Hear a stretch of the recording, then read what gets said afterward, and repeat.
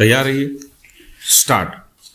आखिरकार पाकिस्तान ने यह स्वीकार कर ही लिया कि 25 बरस पहले उसने भारत के साथ किए गए शांति समझौते का उल्लंघन कर वादा खिलाफी की थी। शांति समझौते के इस उल्लंघन की परिणति करगिल युद्ध के रूप में हुई थी।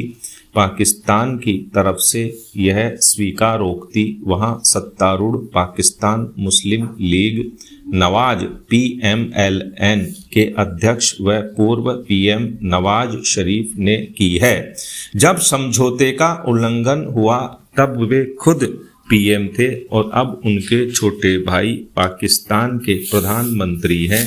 इसलिए भी शरीफ का यह बयान महत्व रखता है। पैरा, पूरी दुनिया इस बात को जानती है कि भारत सदैव अपने पड़ोसी देशों के साथ मित्रवत संबंध रखते हुए आपसी सौहार्द बनाए रखने का पक्षधर रहा है। अब तक के उदाहरण भी सामने हैं जिनमें साफ दिखता है कि भारत की इस भावना के विपरीत पाकिस्तान का बर्ताव सदैव पीठ में छुरा घोंपने जैसा है। करगिल युद्ध भी पाक में सैन्य तानाशाह परवेज मुशर्रफ की अति महत्वाकांक्षाओं का नतीजा था, जिसमें खुद नवाज शरीफ की मौन स्वीकृति रही। नवाज के ताजा बयान को खुद की गलती कबूलने और भारत के साथ मित्रवत संबंध बनाने की पेशकश माना जा सकता है, लेकिन पाक हुक्मरानों की बातों पर सहज ही भरोसा नहीं किया जा सकता। साल भर पहले ही पाकिस्तान के PM शहबाज शरीफ ने सार्वजनिक बयान दिया था कि भारतीय लीडरशिप और प्रधानमंत्री मोदी को मेरा संदेश है कि आइए मेज पर बैठते हैं और हमारे बीच के कश्मीर जैसे मसलों पर समझदारी से बात करते हैं। इसके तत्काल बाद पाक PMO की तरफ से सफाई आ गई कि PM ने साफ तौर पर कहा है कि भारत से बातचीत तभी की जा सकती है जब वह कश्मीर में 5 अगस्त 2019 की स्थिति बहाल करे। इमरान खान के PM रहते मंत्री फवाद चौधरी ने भी पहले पुलवामा हमले को पाकिस्तान की कामयाबी बताया और बाद में बयान से पलट गए। दरअसल पहले कुछ और बाद में कुछ कहना पाक नेताओं की फितरत बन गई है। ऐसे दौर में जब पाकिस्तान विषम आर्थिक दौर से गुजर रहा है, नवाज शरीफ की इस स्वीकारोक्ति के बाद कोई नया बयान आ जाए तो अचरज नहीं होना चाहिए। पैरा, शरीफ का यह कबूलनामा भारत की लगातार वैश्विक मंचों पर उठाई जा रही उस बात की तस्दीक करता है कि पाकिस्तान सदैव भारत में घुसपैठ के प्रयास में रहता है और आतंकियों को प्रश्रय देता रहा है। खैर, देर आयद दुरुस्त आयद। शांति की हर पहल का भारत सदैव स्वागत करता है, लेकिन पहले पाकिस्तान को अपनी नापाक हरकतों पर लगाम लगानी ही होगी। पैरा,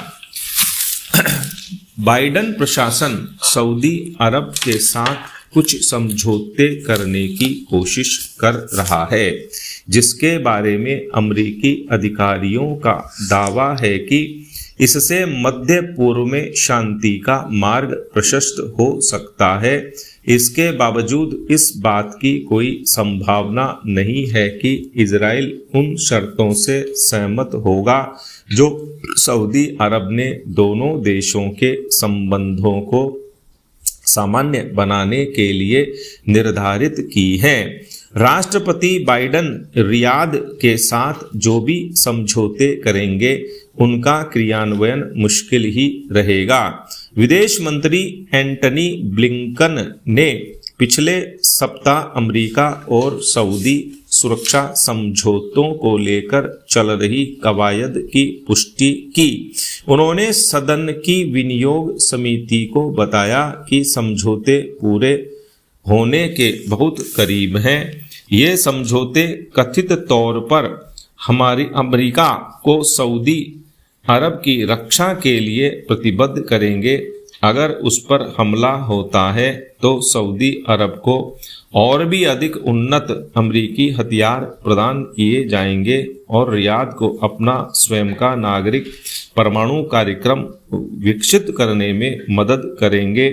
बदले में सऊदी अरब इजराइल के साथ संबंधों को सामान्य करने के लिए सहमत होगा। ब्लिंकन ने कहा कि इसमें बस एक ही दिक्कत है। सऊदी अरब ने यह स्पष्ट कर दिया है कि समझौते पूरे होने के बाद भी उनके पास दो चीजें होनी चाहिए। उन्हें गाजा में शांति बनाए रखनी होगी और उन्हें फिलिस्तीनी राज्य के लिए एक विश्वसनीय मार्ग बनाना होगा। यह एक महत्वपूर्ण गतिरोध प्रतीत होता है क्योंकि गाजा में अभी युद्ध की स्थिति है और तबाही जारी रहने वाली है। फिलिस्तीनी राज्य के लिए विश्वसनीय मार्ग के निर्माण के मामले में इजरायली प्रधानमंत्री बेंजामिन नेतन्याहू की सरकार बाधक है। वह सार्वजनिक रूप से इसके खिलाफ है। स्टॉप।